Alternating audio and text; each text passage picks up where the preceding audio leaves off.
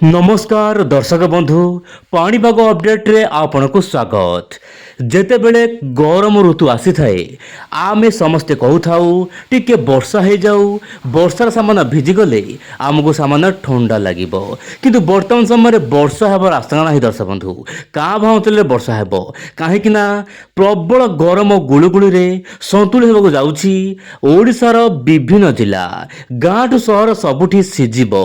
एपटे दक्षिण पश्चिम मौसुमी बायु नहीं आसला बड़ खबर। बात्यार किसी बड़ खबर रही कि आसतु ए समस्त खबर आज बड़ संधान खोजा आलोचना करबा आज पाणीपाग अपडेट। आपण केउं जिले देखुछंती आज पाणीपाग अपडेट आपणकर मत प्रकाश करंतु कमेंट बॉक्स रे आ लिखंतु जय जगन्नाथ। दर्शक बंधु आपण देखंतु वर्तमान समय मोबाइल स्क्रीन रे वर्तमान समय दर्शक बंधु दक्षिण बंगोपसागर रे लघुचाप केन्द्र घनीभूत होबार लागिछि। राज्य में गरम बढ़िबार लागिछि। तापमात्रा को लेकिन किसी बड़ खबर रही आपण नजर पकांतु।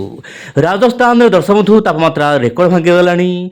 आपण देखंतु प्राय 48 डिग्री पाखापाखि माने 50 डिग्री मात्र 2 डिग्री कम रही राजस्थान तापमात्रा। ता सहित मध्य प्रदेश एमती कि जो रोचे आपंकर गुजरात पर्यंत प्रबल गरम गुलुगुलु देखा मिलूँ। देशर विभिन्न भाग में तापमात्रा को लेकिन सारणी रही। दर्शक बंधु आपण चाहिए स्क्रीनशॉट मारिकी राज्यर देशर विभिन्न अंचल तापमात्रा जानीपर। बर्तमान समय आप देखते मोबाइल स्क्रीन में आगामी 24 घंटा अर्थात दर्शक बंधु आपंकर गुरुवार शुक्रवार पर्यंत राज्यर केतक अंचल हाल्का वर्षा रही पारे। काँ भाँ अंचल वर्षा रखु जो रोचे आप गंजाम गजपति नयागढ़ खोर्धा पुरी जगतसिंहपुर केन्द्रापड़ा सहित भद्रक खास करके केउंझर मयूरभंज बालेश्वर जाजपुर अनुगुल ढेंकानाल यही सब जिलार स्थान विशेष रे अति हल्का वर्षा कोठी जदि सामान्य काल बैशाखी वर्षा है ताहा वर्तमान समय बड़ कथा नुहे, किंतु धीरे धीरे काल बैशाखी मात्रा सामान्य कमी पारे। किंतु वर्तमान समय ग्रीष्म ऋतुर रौद्र रूप आरंभ होगा जाउछि, कारण भयंकर स्थिति घटवाक जाउछि। पाणीपाग तरफ जहाँ बड़ खबर रही कहवाक चाहिए आप देखंतु। दर्शक बंधु चर्चा बहुत हो गला बात्या आसीबो बोली, ताहा मध्य फुरुसी जाइछि। बात्यार कोनसी नाम निशान ही नाही। मॉडल मान आकलन करूछंती 17 तारिख रु दर्शक बंधु तापमात्रा बढ़ी जिवो। आज ठार तो तापमात्रा बढ़ी गलानी। एपटे विषुवरेखा जो रहउछि आपनकर भारत महासागर विषुवरेखा मंडल रे वर्तमान मौसुमी वायुर बहुत मात्रा रे दबदबा रहउछि। एपटे दक्षिण अंडमान सागर रे प्राय 16 तारिख सुधा मौसुमी वायु स्पर्श करने पाग अनुकूल हो पारे। अर्थात बर्तमान समय प्लोट ब्लेयर जो रोचे अंडमान आखपाख अंचल प्रबल अति प्रबल वर्षा देखा मिल पारे। किंतु उत्तर पश्चिम दिगु शुष्क हो आसूची जहाँ कि ओडिशा क्रमागत भाव में तापमात्रा बढ़ी पारे। एमती कि दर्शक बंधु पश्चिम आभ्यंतर ओडिशा उपकूल ओडिशा तापमात्रा प्राय 40 डिग्री पार हो पारे। संबलपुर ता सहित सुंदरगढ़ नुआपड़ा यही सब राज्य सक्षम करेंगे जिला गुड़िक तापमात्रा प्राय 45 पाखापाखि रही पारे बोली जहाँ बर्तमान समय अपडेट आसूची। एबे देखिबा गोटी मिनिट रे सारा देशर पाणीपाग आपण देखंतु। ओडिशा को बर्तमान कोनोसी अलर्ट नाही, काहेकि ना काँ भाँ अंचल वर्षा रहिबो, केवल राज्य वाइज काँ भाँ अंचल वर्षा को लेकिन सूचना दिया जाइछि। एपटे वेस्ट बेंगल को केतक अंचल वर्षा पाई येलो अलर्ट दिया जाइछि। झारखंड छत्तीसगढ़ को मध्य येलो अलर्ट दिया जाइछि। या सहित विदर्भ रे हीट वे कंडीशन रहिबो, प्रबल गरम जनजीवन अस्तव्यस्त करि पारे। मराठवाड़ा अंचल में गरम गुलुगुली जनजीवन अस्तव्यस्त करें। सतर्क रुहतु।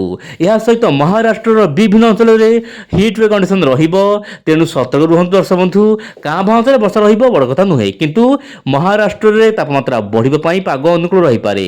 यह सहित गुजरात रिजन में प्रबल गरम ऑरेंज अलर्ट। यह सहित दर्शक बंधु सौराष्ट्र कच्छ अंचल में प्रबल गरम गुलुगुली अनुभूत हम। तेज दर्शक बंधु सबुठ अधिक गरम कौटी हम ना आपंकर राजस्थान विभिन्न अंचल में वार्म नाइट कौन आपको कही जमी आउ थे कहूँ चाहिए।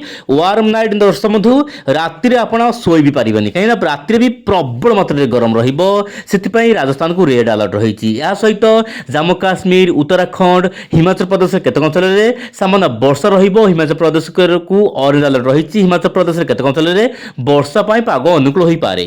दर्शक बंधु आपको कहूँ चाहिए मॉडल पूर्वानुमान ता पूर्व जदि भयस किसी एपट सेपट कथा हो जाऊँगी ଆପଣ କ୍ଷମା କରିବେ, କାହିଁକି ନା ମୁଁ ଯେଉଁ ଭଏସ୍ କରୁଛି ମୁଁ କୌଣସି ପେପର କିମ୍ବା କୌଣସି ରାଇଟିଂ ଲେଖିକି ମାନେ ଭଏସ୍ ଦେଉନାହିଁ, କେବଳ ପାଣିପାଗର ପୂର୍ବାନୁମାନ ଯାହା ରହିଛି ମୁଁ ମାନଚିତ୍ର ମାଧ୍ୟମରେ ଆପଣଙ୍କୁ ସମସ୍ତ ତଥ୍ୟ ଦେବାକୁ ଚେଷ୍ଟା କରୁଛି। ମଡେଲର ପୂର୍ବାନୁମାନ କ'ଣ ହେଉଛି ଆପଣ ଦେଖନ୍ତୁ। ମଡେଲ ପୂର୍ବାନୁମାନ କରୁଛି ବର୍ତ୍ତମାନ ସମୟରେ ବଙ୍ଗୋପସାଗର ଲଘୁଚାପ ଫୁର୍ସ ଯାଇପାରେ ଅଥବା ଉତ୍ତର ପୂର୍ବ ଅଞ୍ଚଳକୁ ଯାଇକି ମିଆଁମାର ଆଖପାଖ ଅଞ୍ଚଳକୁ ଯାଇପାରେ, କିନ୍ତୁ ଏହା ପ୍ରଭାବ ଭାରତ ଉପରେ ନାହିଁ। କିନ୍ତୁ ଭାରତରେ ପ୍ରବଳ ହିଟ୍ ୱେଭ୍ କଣ୍ଡିସନ୍ ରହିବ, ଦେଶର ବିଭିନ୍ନ ଅଞ୍ଚଳରେ ତାପମାତ୍ରା ବଢ଼ିବ, ଓଡ଼ିଶାରେ ମଧ୍ୟ ଗରମ ଗୁଳୁଗୁଳି ଅନୁଭୂତ ହୋଇପାରେ। କିନ୍ତୁ ଯାହା ଜଣାପଡ଼ୁଛି 24 ତାରିଖ ପରେ ପ୍ରି ମନସୁନ୍ ଆକ୍ଟିଭିଟି ବା ପ୍ରି ମନସୁନ୍ ବର୍ଷା ବା ପାର୍କ ମୌସୁମୀ ବର୍ଷା ଓଡ଼ିଶାର କେତେକ ଅଞ୍ଚଳରେ ଦେଖିବାକୁ ମିଳିପାରେ, କିନ୍ତୁ ଧୀରେ ଧୀରେ ସ୍ପଷ୍ଟ ହେବ। କିନ୍ତୁ ଯାହା ଜଣାପଡ଼ୁଛି 15, 16, 17, 18, 19, 20 ଏହି ତାରିଖ ମାନଙ୍କରେ ଓଡ଼ିଶାରେ ପ୍ରବଳ ଗରମ ଅନୁଭୂତ ହୋଇପାରେ। ଉପକୂଳରୁ ଉପାନ୍ତ ସବୁଠି ତାପମାତ୍ରା 40ରୁ ନେଇକି 45 ମଧ୍ୟରେ ରହିପାରେ, ଏମିତିକି 46 ପାଖାପାଖି ମଧ୍ୟ ଯାଇପାରେ। କିନ୍ତୁ ପ୍ରତିଦିନ ପାଣିପାଗ ଖବର ଦେଖନ୍ତୁ।